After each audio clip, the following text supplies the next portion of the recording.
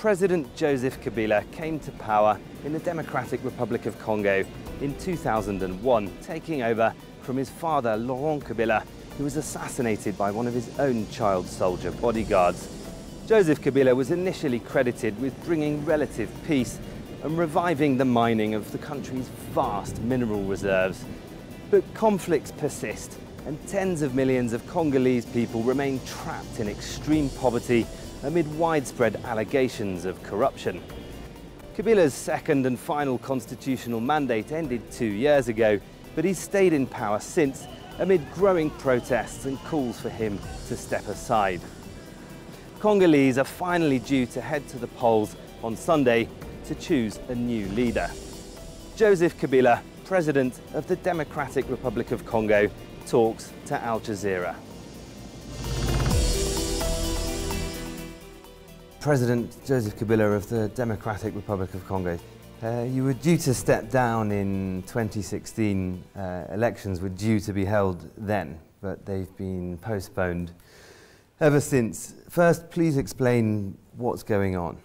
In 2016, elections indeed were supposed to take place in the month of November or December. Unfortunately, due to situations that had arisen in 2012, 2013, 14, those elections did not take place. A dialogue was organized, and subsequently it was decided that elections take place this year after a concerted dialogue process, and of course a government that was put in place with the sole mission or primary mission to organize these elections. So that's why elections are taking place now. But a lot of people are very sceptical about that, and sceptical particularly about the recent delays and the recent exclusions. The Catholic Church has said that they doubted the motives of the Electoral Commission. The majority of Congolese, according to opinion polls, don't trust the Electoral Commission. And a lot of people, particularly among opposition supporters, think that this was all a deliberate strategy by you to try and stay on in power beyond the end of your second and final constitutional mandate. There are so many misconceptions. What you should understand is that the Electoral Commission, the composition of the Electoral Commission in itself does not give any advantage or advantages to any one component, meaning you have the majority within that Electoral Commission, you have the opposition, which is represented in the commission, and of course you have the civil society that heads the commission, the president of the Electoral Commission. So all these issues about the Electoral Commission being biased, to me, is just a nonsense. The most important thing, which we should all understand and retain, is that it is an independent Electoral Commission. So there is no pressure coming from anywhere that should come into play and change the position of the Electoral Commission. Not even the government, not even the Catholic Church, not even the external players. But a lot of Congolese, and in particular opposition supporters, think firstly the lack of resources that was given to the Electoral Commission was deliberate. They think that many decisions that have led to a situation now where it really appears that the election hasn't been adequately prepared, things such as choosing electronic voting machines which are opaque, prone to complications, that all of these things are deliberate moves that have now brought the country to a position where at best there can be an election that will lack credibility and many people expect to be rigged, and at worst that there will be no election at all. I'd like to correct and rectify one or two things. First of all, the Electoral Commission has never lacked funding. That's not true. The electoral process started way back in 2015 with voter registration, which in itself is a long process. Took us 2 years to finish the voter registration process. We currently have 40 million registered voters.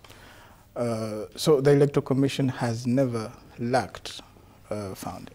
Number two, when we talk of voting machines, in fact, I don't even call them voting machines. These are printers. They print the ballot box, the ballot paper rather, which the voters use in the next phase.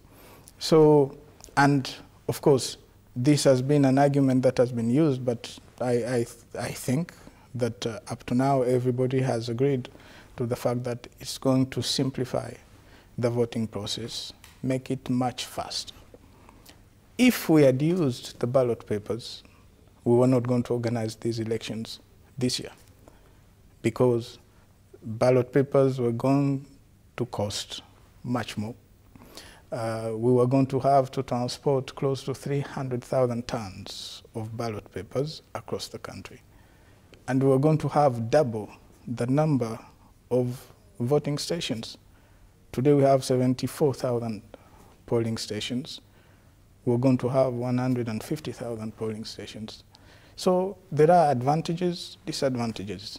And of course, number three, if electronic voting, and this is not electronic voting, but electronic voting has been used in very many other countries, why should anybody consider the Congolese as subhuman, not being able to use this technology which will simplify the voting process? So it's a nonsense. But more than 2 years ago, the international community offered financial support to the Democratic Republic of Congo to conduct this election, but that support was rejected, and then later all of these problems and challenges were cited. But that again appeared that there wasn't a political will for an election to take place. Our elections of 2011, we financed those elections to a tune of 85% of the cost of the election. It was the Congolese state. In fact, it was 85 to 90%. The Congolese state did that. Why is it that we are going to accept any support, which in fact we did not and do not need, in order to finance our own elections? We've always stated that elections in this country is a matter, an issue of sovereignty. But you've talked about sovereignty, but I think that's a sovereignty that many Congolese people feel they don't have. In particular, there are thousands of people who've taken to the streets many times over the last few years, as before and after this election was meant to take place in 2016. And the dozens who were killed and the hundreds who were detained in the process of these protests calling for elections, I think they would dispute that they have sovereignty, and they say it's sovereignty that they've been demanding. Depends on what your understanding and the understanding of anybody else is of sovereignty. I don't think that we have the same understanding. But talking of protests and the like, I don't want to go back into what happened in the past. An electoral process is always a sensitive issue.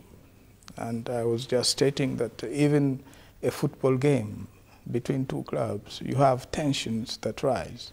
So during an electoral process, you'll have tensions. The most important thing is to have the necessary police force that's well equipped in order to deal with that. At one given point in time, we did not have that capacity, but we've been building that capacity, and the electoral, or rather the campaign itself, took place with minor incidents. I could have wanted it to have taken place without any incidents, but this is politics. You have such incidents. This is a country with 80 million inhabitants, with 600 political parties, with 1 million views that clash, and you're bound to have definitely here and there a number of issues. But that's the past. As for the future, we want these elections to take place in a very peaceful atmosphere, and for the Congo to move forward, fast speed ahead. You talked about incidents in the rallies, but it seems that most of those incidents were at the rallies of Martin Fayulu, presidential candidate, who it seems your ruling coalition sees as the greatest threat. He was blocked from travelling to certain parts of the country. One of his rallies was broken up violently by the police. Some people were injured, some people were killed.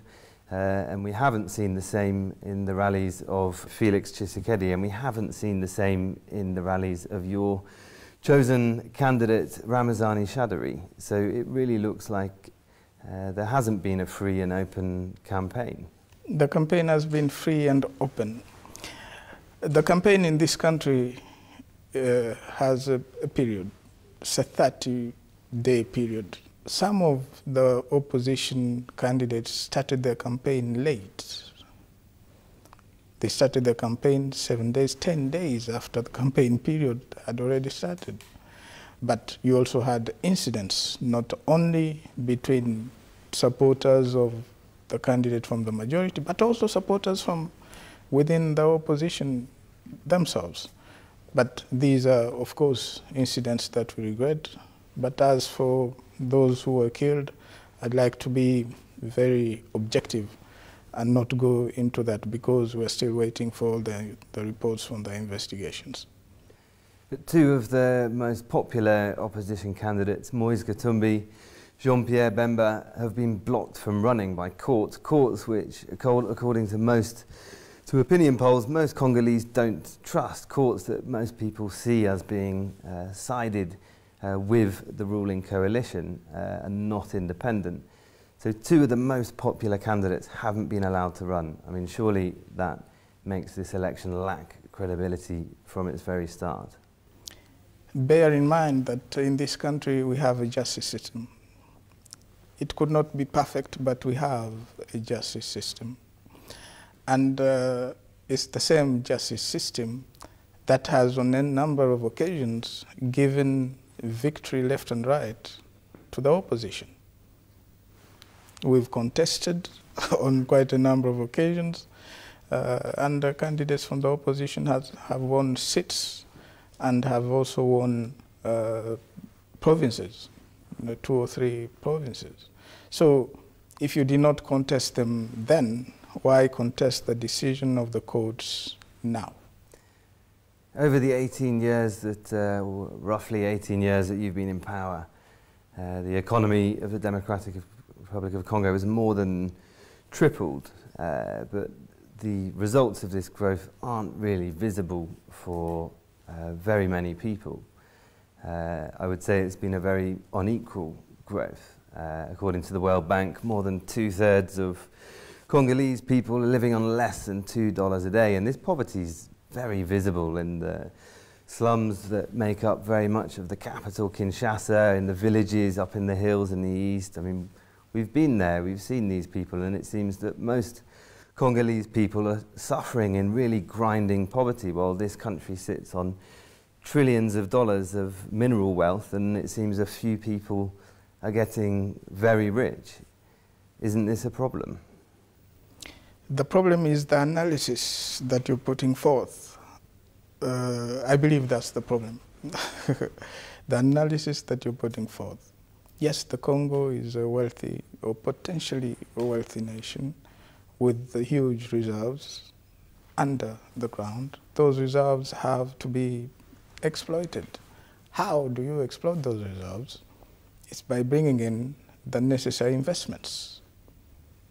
And when you bring in the necessary investments, that's how you create the necessary jobs for millions of Congolese. And that's how you create wealth for the millions of Congolese.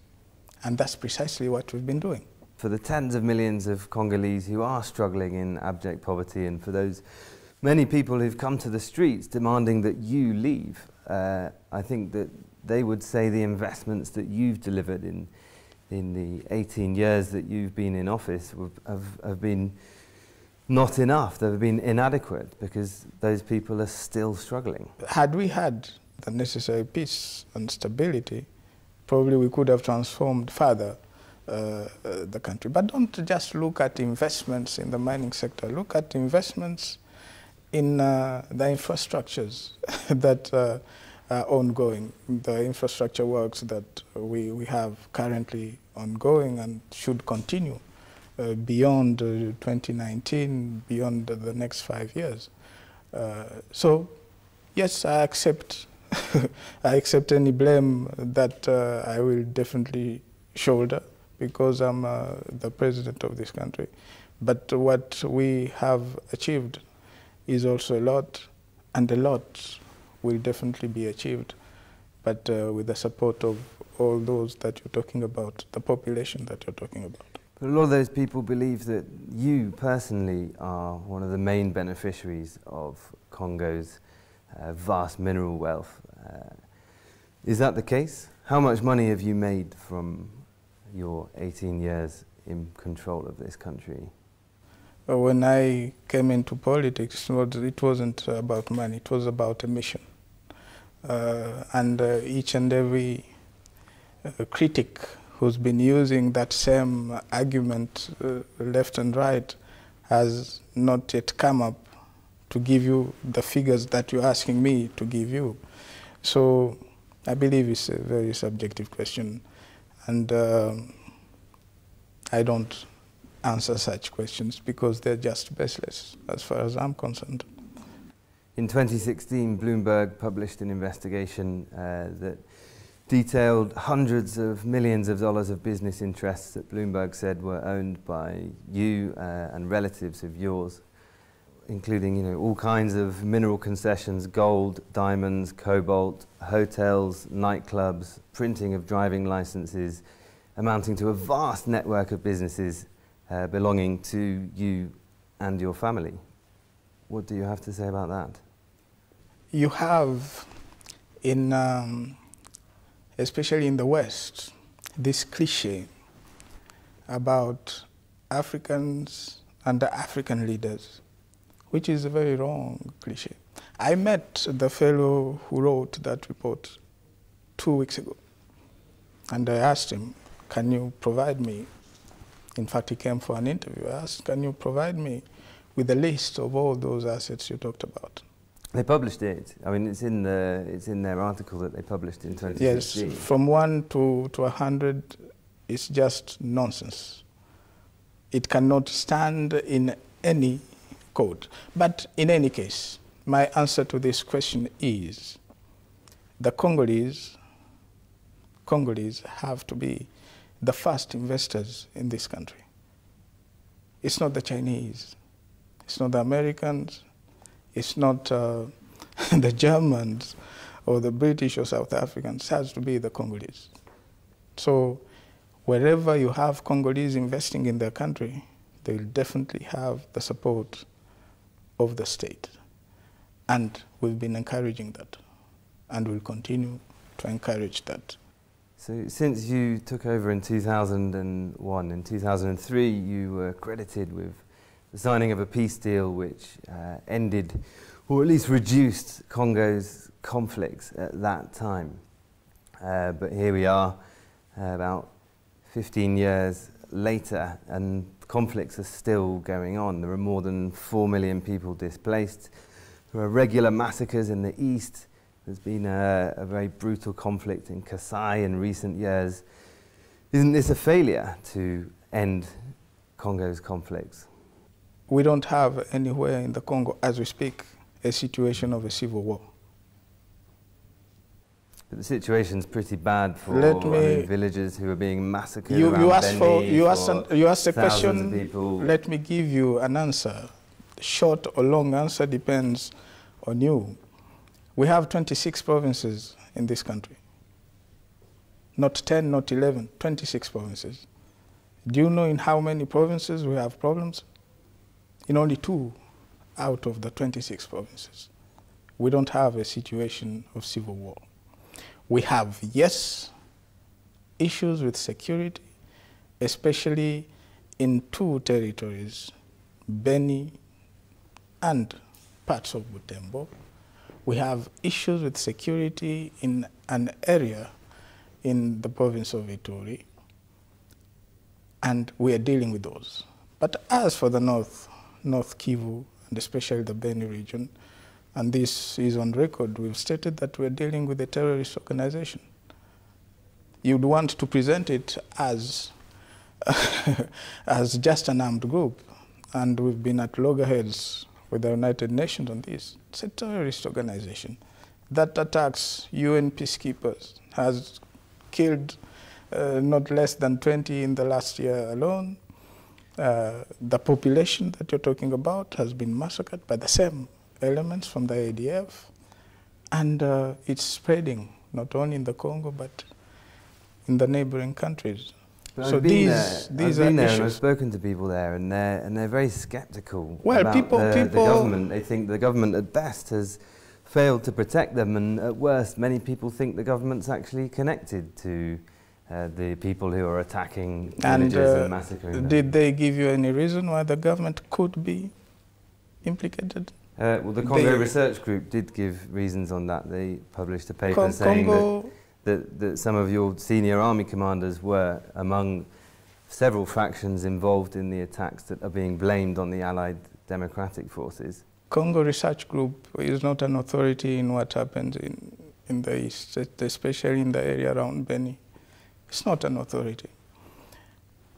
I was reading a report, and I've already stated this myself in quite a number of summits that have been held.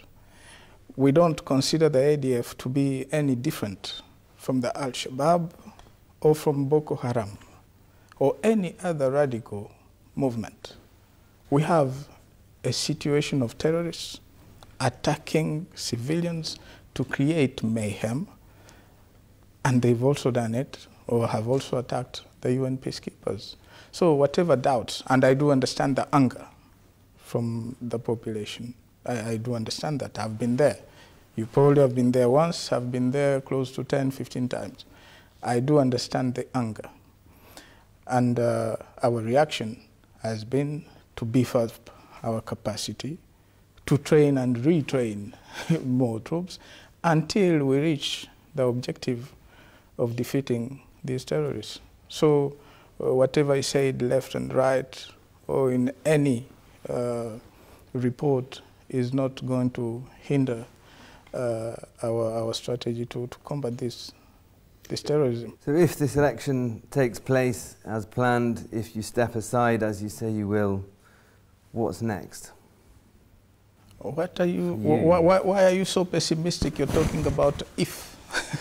It's no longer about but if. It's been repeatedly postponed already. It People are waiting to see if it really will. And will it really happen on Sunday? It has not been repeatedly postponed.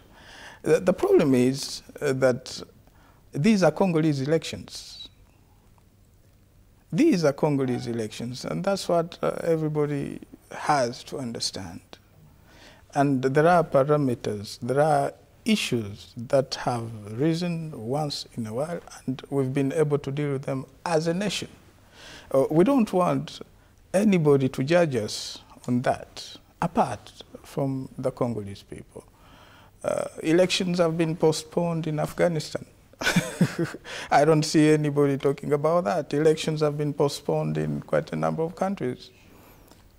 Elections were postponed because of reasons, and reasons have always been given. It has not been a secret. Reasons have been given. Very many Congolese do dispute those reasons. But what I wanted to ask you before we finish is, what are your plans after being the president of the Democratic Republic of Congo? I'll answer that question, but I don't want you to leave this interview with the misconception that the Congolese people, we have, yes, the Congolese people, but we also have a state.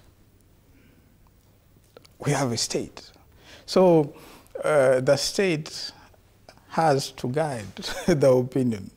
And of course, in quite a number of instances where it has been necessary, we've had to deal with our own situations through dialogue. That we've done.